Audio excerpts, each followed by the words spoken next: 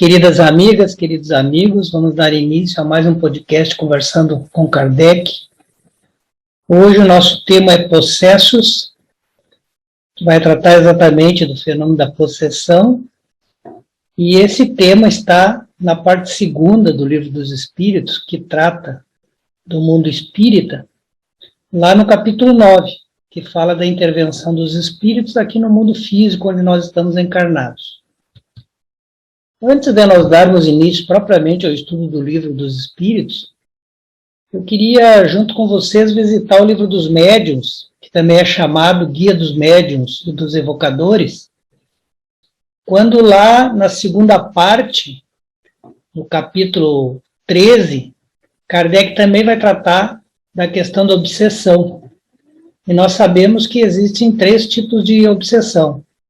A obsessão simples, a fascinação e a subjugação.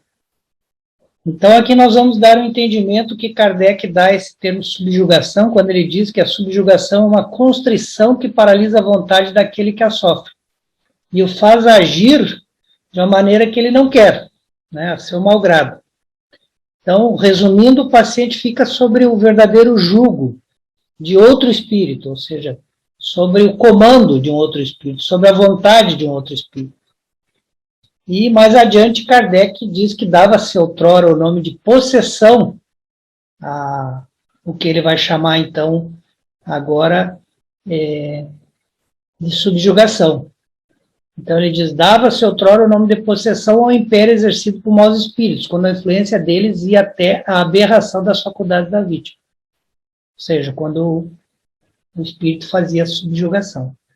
A possessão seria para nós sinônimo da subjugação.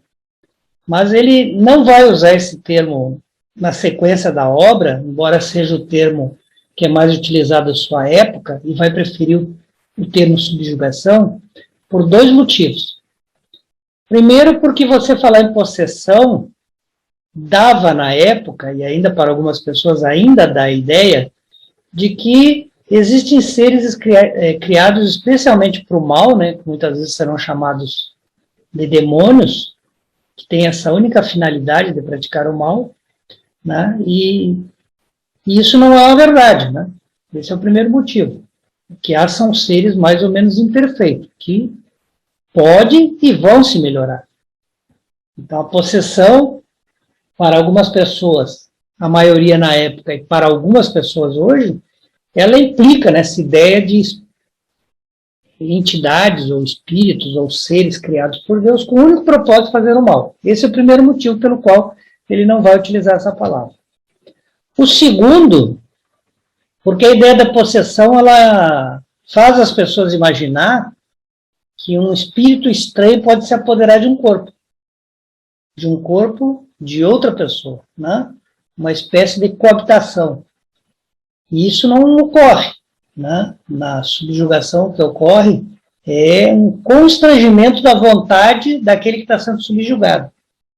Mas o espírito que está subjugando, o espírito imperfeito, ele não coabita, ele não entra dentro do corpo da pessoa, ele não passa a agir sobre esse corpo, a ter comando sobre esse corpo. Não, ele se une por afinidade ao subjugado e faz com que ele, então, comande o corpo segundo a vontade daquele que está subjugando. Então, a palavra subjugação, né, que é você ter esse jugo, né, você reprimir a vontade da vítima, né, e você passar a fazer com que a vítima faça a sua vontade e exprime melhor, essa ideia é exprimida melhor pela palavra subjugação. Então, diz Kardec, assim para nós não há possesso no sentido vulgar, no sentido que todo mundo empresta para a palavra. O que há são obsidiados, né, que é a obsessão simples, o fascinado, que é aquele que o espírito convence ele que ele está sendo, muitas vezes, em muitos casos, sendo dirigido por um espírito evoluído, que vai lhe dar os melhores conselhos, que ele deve seguir, e a pior de todas as obsessões, que é a subjugação, onde, então, a vontade da vítima, né, ela é, vamos dizer assim, comandada pela vontade daquele que é o obsessor. Dito isso, então, nós vamos voltar a falar sobre possessão, que é o termo mais comum à época de Kardec. E para algumas pessoas ainda é, né? Nós ainda vimos bastante falar, as pessoas falarem que fulano está possuído, né? Que tem que tirar aquele espírito dele. Então, essa ideia de possessão ainda continua para muita gente, né? Então, nós vamos tratar do termo possessão, sabendo que, na verdade, não é possessão no sentido vulgar. O que ocorre é uma subjugação, né? É uma obsessão, onde a vontade da vítima ela passa a ser comandada pela vontade daquele que é o obsessor. Então, vamos ao Livro dos Espíritos agora, para nós tratarmos do tema a partir da questão 473. E a primeira pergunta que é feita aos espíritos é se um espírito pode momentaneamente revestir um invólucro de uma pessoa física, quer dizer, se introduzir dentro de um corpo animado e agir em lugar daquele que se encontra encarnado. Vejam como essa pergunta 473, ela exprime exatamente esse conceito que Kardec chamou lá no Livro dos Médiuns de conceito vulgar, né?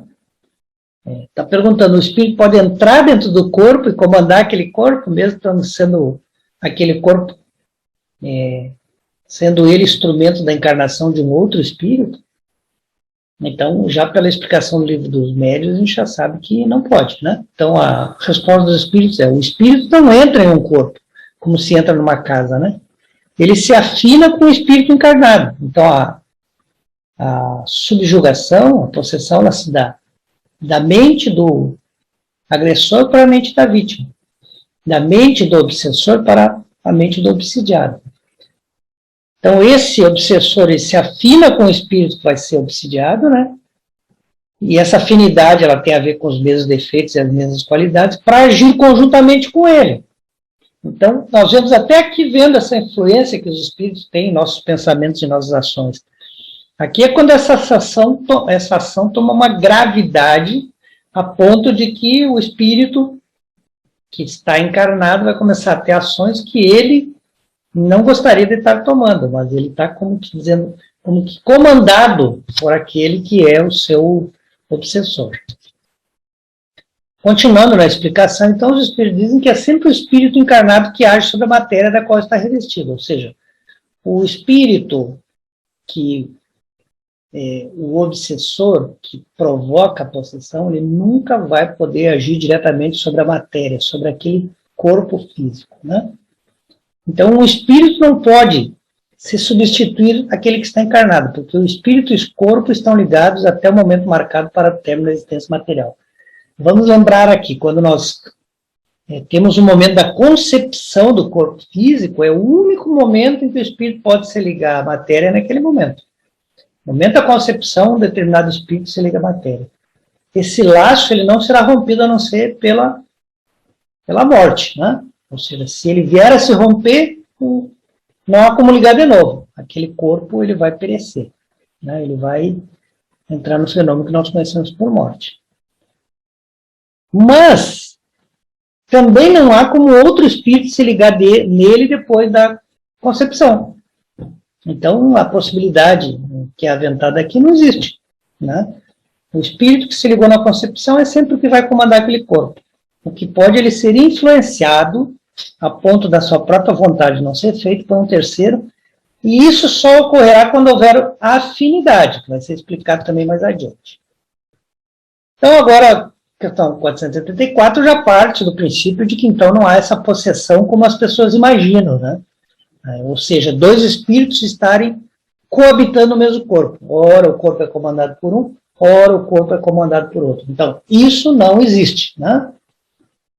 Então, se não é essa possessão, a alma pode se encontrar na dependência de outro espírito, de maneira a estar por ele subjugado, obsedado, a ponto de que sua vontade esteja de alguma sorte paralisada.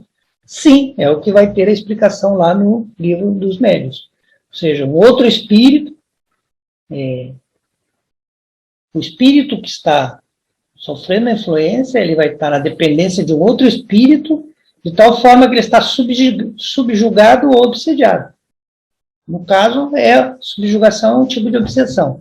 A mais, vamos dizer assim, a mais drástica, né? A mais severa, né? E aí, então, a pergunta a sua vontade chega ao ponto de estar paralisado? Sim. E aí ele diz, e esses são os verdadeiros processos, são subjugados, né? Mas saiba que essa dominação não se faz jamais sem a participação daquele que a suporta, seja por sua fraqueza ou seja pelo seu desejo. Então aqui tem os elementos que nós vamos encontrar para dizer por que a gente chega ao ponto de ser subjugado, um espírito encarnado chega ao ponto de ser um subjugado. Ou porque ele tem uma fraqueza que é explorada pelo espírito que está obsediando, ou porque ele tem um desejo que é, vamos dizer assim, compartilhado com aquele espírito. E o espírito, se aproveitando daquele desejo, começa a tomar conta, então, da sua própria vontade. Continuando, diz os espíritos que têm se tomado frequentemente por possessos, os epiléticos ou os loucos, que têm mais necessidade de médico do que de exorcismo. Então, o que ele está dizendo aqui? Que muitas vezes se imagina que o possesso ou subjugado é o caso aquele da pessoa que tem problemas médicos, o epilético e o louco que tem problemas no seu próprio veículo físico. Mas não é esse o verdadeiro processo. O verdadeiro processo é aquele que está subjugado por outro espírito.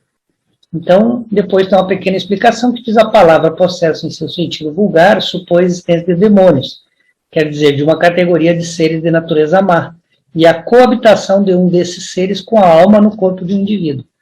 Vejam que aqui nessa explicação, Kardec está dizendo o sentido que as pessoas tomam essa palavra na sua época.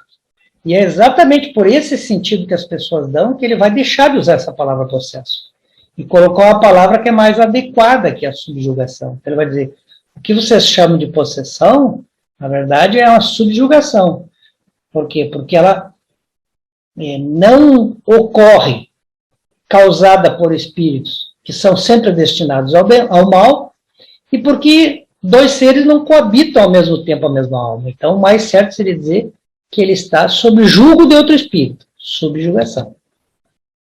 Então, diz ele, por que não há demônios nesse sentido, né, no sentido deles serem sempre destinados ao mal, e porque dois espíritos não podem habitar simultaneamente no mesmo corpo, não há possessos, segundo a ideia que as pessoas tomam essa palavra. E que ainda tomam, né? Então, esse tipo de um espírito possuir o outro, né, concebendo que ele é um espírito sempre destinado a mal e que ele vai coabitar o corpo, essa ideia não existe. Né? Nesse sentido, processo não existe. Então, a palavra processo não deve se entender senão como uma dependência absoluta em que a alma pode se encontrar em relação a espíritos imperfeitos que a subjugam. Olha como é importante a gente entender essa palavra dependência, né? Porque a gente imagina que é uma ação que só o espírito que está fazendo a subjugação é que tem interesse nessa relação. E não, é uma relação de dependência daquele que está sendo subjugado. É ele que se faz dependente do outro, ou seja, é ele que não trabalha a sua independência, é ele que não se torna independente. Né? E isso é que propicia essa ligação, né, que vai certamente prejudicá-lo. Continuando nas questões, é perguntado se pode-se por si mesmo afastar os maus espíritos e se libertar de sua dominação. Veja que essa questão nós já abordamos em outros momentos, né? Especialmente quando a gente falou da influência dos espíritos em pensamentos e atos. E a gente já sabe que a gente pode afastar os maus espíritos com o bom proceder. Né? Então a resposta é, pode-se sempre sacudir um jugo, né? Uma dominação, quando se tem vontade firme. Então, quando a gente tem vontade firme, a gente consegue afastar esses espíritos e se libertar da sua dominação. O que é necessário? Nós mudarmos nossos pensamentos e nossos desejos. Nós temos vontade firme de agir no bem de acordo com a lei de Deus. Isso é que é importante. É isso que nos mantém afastados de qualquer possibilidade de dominação. Na questão seguinte, não pode acontecer que a fascinação exercida pelo mau espírito seja tal que a pessoa subjugada não a perceba? Então, uma terceira pessoa pode fazer cessar essa sujeição, essa subjugação. Vejam que na questão 476, na verdade, ela utiliza de dois termos que depois Kardec vai denominar como termos diferentes, né?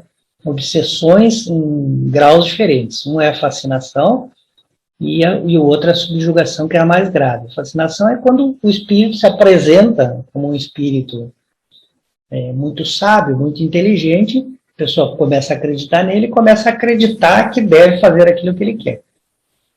Na subjugação, não. Já há um domínio da vontade. Então, querendo ou não, você vai estar no jugo daquele outro espírito. Mas a pergunta não é essa, né? A pergunta é se pode acontecer desse obsidiado, já que aqui é falar de 2 tipos de obsessão, esteja obsediado e não se perceba. E se uma terceira pessoa pode intervir. Bom, primeira coisa, a gente deve dizer que, na maioria das vezes, quando a gente está sob obsessão, a gente não se percebe, né? Muito dificilmente a pessoa se percebe quando está em um estado de obsessão, porque a obsessão, ela tenta não se revelar exatamente para que a sua atuação seja mais forte. Nós vamos ver a resposta dos espíritos. Se é um homem de bem, sua vontade pode ajudar, apelando pelo concurso dos bons espíritos, porque quanto mais se é um homem de bem, mais se tem poder sobre os espíritos imperfeitos para os afastar e sobre os espíritos bons para os atrair. Então, pode acontecer da pessoa não se perceber de que ela está sob um estado de obsessão. No caso do homem de bem, tendo ele a vontade de nunca estar sobre efeito da obsessão, ele acaba tendo uma grande possibilidade, né, de se ver livre dessa situação. Por quê? Porque ele tem essa facilidade de atrair os espíritos bons e de afastar necessariamente os imperfeitos por conta dos seus pensamentos e atos. Se ele vai ajudar alguém, a mesma coisa acontece. Ele consegue atrair os bons espíritos para lhe auxiliar no desejo de fazer cessar a obsessão de alguém. E ele, de uma certa forma, ele também representa, até pela sua ação magnética, um efeito, vamos dizer assim, persuasivo, né, sobre os espíritos imperfeitos. Uma certa capacidade, um certo poder de repelir tais espíritos, né? Entretanto, né, por mais de bem que o homem seja, a ação da sua vontade sobre uma situação de obsessão, ela sempre está condicionado a que o subjugado, a vítima, consinta que essa interferência seja feita. Ou seja, quando o obsediado não quer ajuda, quando ele não quer sair daquela situação, o espírito do homem de bem, o homem de bem, não consegue intervir, não consegue ajudar. Então, dizem os espíritos que existem pessoas que se alegram com essa dependência da subjugação. Por quê? Porque isso agrada aos seus gostos e aos seus desejos. Ele gosta de estar naquela situação. Ele gosta de estar dependente daquele outro espírito, né? Ele gosta da sensação de que ele não responde por seus atos. Então ele fica lá. Sobre essa pessoa não há o que se fazer. Nem o homem de bem não pode interferir no seu livre-arbítrio. Em todos os casos de obsessão, quando o espírito não tem um coração puro, ele não pode ter nenhuma influência. Então, uma pessoa que não tem o coração puro, ele não pode, em qualquer caso, querendo subjugar, se livrar da subjugação ou não, ele não tem ação nenhuma. Por quê? Porque ele não tem a companhia dos bons espíritos que vão o abandonar, porque ele não é uma pessoa boa, e porque os maus não têm o menor receio dele. Então vamos recapitular a resposta. O que diz os espíritos? Uma terceira pessoa pode ajudar um obsidiado? Se for uma pessoa de bem, sim, desde que haja consentimento do obsidiado. Uma pessoa de bem consegue interferir num quadro de obsessão cujo obsessor está satisfeito na situação que ele vive? Não, porque ele não pode interferir no livre-arbítrio do obsidiado e do obsessor. Não há ali vontade de nenhum dos dois se afastar dessa relação. Já o homem que não é o homem de bem, o homem cujo coração não é puro, independente do obsediado querer se livrar da obsessão ou não, ele não tem como ajudar, ele não tem como interferir. Para nós vermos a importância aqui de nós nos tornarmos homens de bem, para termos mais controle sobre essas influências dos espíritos imperfeitos. Na questão 477, pergunta se essas fórmulas de exorcismo, né, que muitas vezes a gente vê em filmes, por exemplo, né, os exorcistas, né, usando determinadas apetrechos, instrumentos, né, determinadas invocações para fazer o exorcismo, se eles têm alguma influência sobre os maus espíritos. E a resposta é não. Essas fórmulas todas não têm nenhuma eficácia sobre os maus espíritos. Né? E esses espíritos imperfeitos, quando veem alguém fazer isso, né, o que a gente conhece por exorcismo, né, e achando que aquilo é uma coisa séria, que vai resolver, eles riem, e daí mesmo que eles persistem na influência, né, e que eles se obstinam a continuar prejudicando para mostrar que aquilo não tem efeito nenhum. Qual a fórmula que se pode exercer sobre maus espíritos? Sermos bons espíritos. É unicamente o efeito magnético dos bons pensamentos e atos que vão construir em volta de nós uma aura positiva, ou seja, vai fazer com que a atmosfera fluídica seja tomada de fluidos positivos.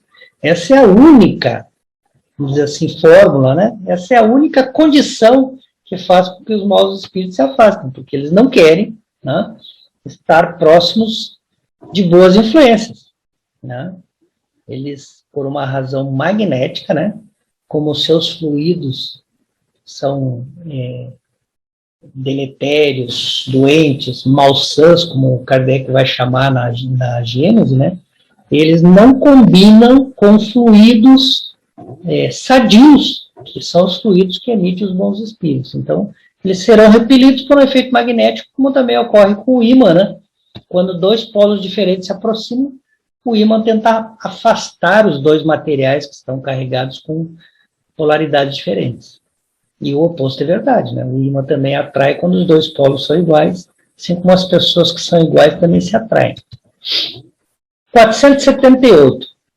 Há pessoas animadas de boas reações que não são menos obsedadas, né? Qual o melhor meio de se livrar dos espíritos obsessores?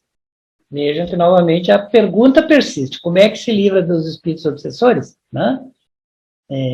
Cansando a sua paciência. Né? Quando nós deixamos de ouvir as sugestões, os maus conselhos, né, a gente começa a mostrar que eles estão perdendo tempo conosco. E nós não vamos atender às más sugestões que eles nos dão. Então, quando eles trabalham no sentido de nos desviar do bom caminho e não tem progresso nenhum, eles desistem. Eles entendem que estão perdendo tempo ali, né? Que não há o que eles possam fazer que vai nos levar a sucumbir. Então eles vão embora, né? Eles também não têm tanta paciência assim de ficar trabalhando, não tem resultado. Eles preferem trabalhar em lugares que o resultado venha rápido. Se a gente não dá margem, né, para as sugestões negativas que eles nos dão, a gente não dá margem, né, para agir conforme eles gostariam, para nos sintonizar com as imperfeições que eles têm, eles dizem, aqui é o terreno infértil e vão embora. Essa é a única maneira da gente se livrar dos maus espíritos. 479. A prece é um meio eficaz para curar a obsessão? E é interessante essa resposta quando eles dizem que a prece é um poderoso socorro em tudo. Vejam que é um socorro. Não só quando nós estamos com obsessão, mas quando nós estivermos com qualquer dificuldade, quando nós estivermos vivendo qualquer momento, e até quando nós estivermos num momento de gratidão, né, num momento alegre, a prece é sempre um poderoso socorro. Sempre ela será um benefício para nós mesmos, né? Mas aí eles falam qual a verdadeira prece. Então eles dizem, não é aquela prece de murmurar algumas palavras, né, e acreditar que aquilo que a gente deseja vai acontecer. Não é a prece que só pede, né? Então eles dizem, Deus assiste aqueles que agem e não aqueles que se limitam a pedir. Basta nós pedir que os espíritos façam por nós. Os espíritos eles podem nos ajudar a fazer. Os espíritos não vão dispensar o nosso concurso, porque isso os bons espíritos não fazem, porque isso nos tiraria o mérito da ação. E a gente está encarnado para adquirir algum mérito, para aproveitar a oportunidade para merecer algo melhor. Se os espíritos fizessem por nós, eles tirariam a oportunidade que nós temos enquanto encarnados. Então eles não fazem isso. Eles vão sempre querer que nós venhamos a agir com a ajuda deles. Essa é o mandamento que Deus dá aos seus emissários, né? Que ajudem aqueles que se ajudam, aqueles que fazem realmente a ação de mudar a sua vida. Aí eles vêm e ajudam, né? Senão não vão nos ajudar se nós ficamos só pedindo, porque nós precisamos tomar a iniciativa de fazer aquilo que é necessário. Então, os espíritos dizem, é necessário que o obsidiado, no caso de curar a obsessão, que o obsidiado faça a seu turno aquilo que é necessário para destruir em si a causa que atrai os maus espíritos. O que atrai os maus espíritos? As nossas imperfeições. Então, se nós não fizermos nada por tirar de nós as imperfeições, não é os espíritos bons que vão ficar todo dia nos livrando dos espíritos imperfeitos. Então, é nós que temos que corrigir o que atrai os maus espíritos.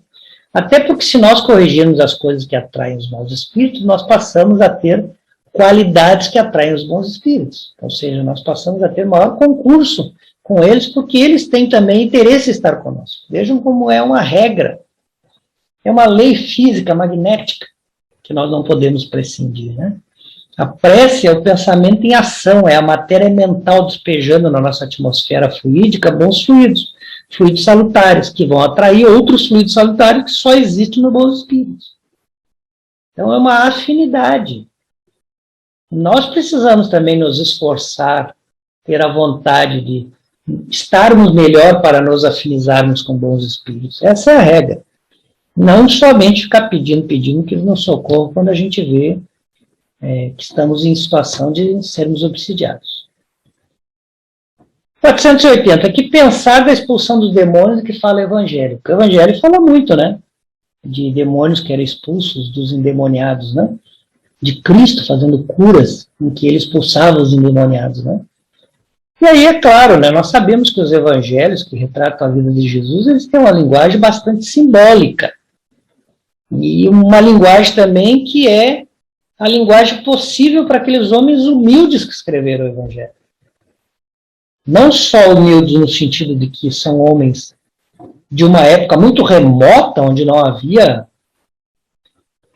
vamos dizer assim, um conhecimento tão vasto como nós temos hoje, mas também porque eram homens humildes no sentido do próprio posição social que ocupavam naquela civilização. Porque a maioria dos evangelistas e dos apóstolos eram, na verdade, eram pescadores, criadores, homens simples, né? Nós temos aí Lucas, né, que nós sabemos que era um médico, mas era um médico da época, não podemos imaginar um médico para a cultura de hoje. Era um homem um pouco mais, assim, intelectualizado, se comparado, né, aos apóstolos, mas ainda assim era um homem humilde, né? Era um homem humilde, não era um homem, porque aquela época a intelectualidade dependia muito da posse, para ser educado no campo intelectual, dependia da contratação de professores e da posse. Não era o caso de Lucas, né? E não era o caso de nenhum dos outros evangelistas, em especial, né? Os outros três, né, que compõem os 4 evangelhos, né? Tanto Marcos quanto Mateus e João. Eles eram homens muito simples. Então essa linguagem é figurada no sentido de que a figura representa melhor no concurso do tempo a ideia central, que é a ideia moral. Então não há por que não se usar uma ideia mais calcada em cima de símbolos, mas também é uma linguagem do nível das pessoas que escreveram esses evangelhos. Então, todo evangelho depende de interpretar. Então, o que diz os espíritos? Se nós chamar esse demônio que foi expulso, entender que esse é um mau espírito que subjuga o indivíduo, né, então está tudo certo, porque quando a influência da subjugação for destruída, ele realmente é expulso. Ou seja, Jesus Cristo é aquele que vem auxiliar o obsediado que quer, que deseja se livrar do jugo do obsessor. Então, a influência magnética de Jesus, que é uma coisa que nós nem conseguimos imaginar, dada a potência dessa capacidade, né, dessa irradiação magnética de Jesus, uma coisa que nós não conseguimos nem imaginar. Ele, então, com essa capacidade de influência positiva sobre aquele mau espírito, e dado que o obsidiado tem o desejo de ser livrado do jugo, sim, ele afasta aquele espírito imperfeito, né? E nesse sentido, esse afastamento pode ser entendido como se ele fosse expulso, né? Na verdade, ele não é expulso, na verdade, ele não consegue estar próximo de uma radiação magnética tão positiva quanto a de Jesus. Essa é a verdade. Agora, se a pessoa atribui uma doença ao demônio, né? Ou seja, eu estou doente porque eu estou tomado por uma subjugação de um espírito que está doente. Quando esse espírito que estava influenciando o encarnado, ele é curado, né? Também a gente vai dizer que expulsou o demônio. Mas, na verdade, pode ser simplesmente aquela doença que, na verdade, não era do espírito encarnado, mas era do seu obsessor, né? Quando, através da intervenção magnética de Jesus, Jesus curou o obsessor, não havendo mais a doença, a pessoa também não apresentava mais anomalia. Né? Porque nós sabemos que muitas vezes vamos dizer assim, os endemoniados, né, que falam o evangelho, eles estavam sob efeito de um espírito obsediado que apresentava uma característica de doença e através do intercâmbio mental com o espírito encarnado manifestava a mesma doença. Jesus curava todos, para ele não importava se era o obsessor ou o obsidiado. Então a proximidade de Jesus, a sua capacidade magnética, em curando o obsidiado, a doença acabava, né? Claro que sempre nós temos que ter em mente por merecimento, né? Não há prêmios, né? A justiça, ela se faz sempre pelo merecimento. Então, acabando a doença no obsessor, acabava a doença no espírito obsessor, acabava também no espírito obsidiado. E aí nós tínhamos essa situação que nós, os homens, os evangelistas humildes, descreveram como a expulsão do demônio, né? Que nada mais é do que esse fenômeno. Então, a explicação dos espíritos é que uma coisa pode ser verdadeira ou falsa, segundo o sentido que se empresta às palavras. As palavras, elas são muito pobres para nos revelar um conhecimento mais elevado, né? As maiores verdades podem parecer absurdas quando a gente só olha a forma, né? E quando se toma a alegoria pela realidade. A alegoria é a linguagem dos evangelhos, né? Os evangelhos são alegóricos. Nós não podemos tomar aquilo pela realidade. Nós temos que tentar olhar aquém da alegoria. Então, diz os espíritos, compreende bem isso e guarda, porque é uma aplicação geral, ou seja, não serve só para quando nós estivermos estudando a obsessão, serve para sempre. Nós nunca podemos tomar a linguagem alegórica como verdade absoluta, que é o que muita gente faz, e aí, por muitas vezes, se equivocam claramente na interpretação do Evangelho.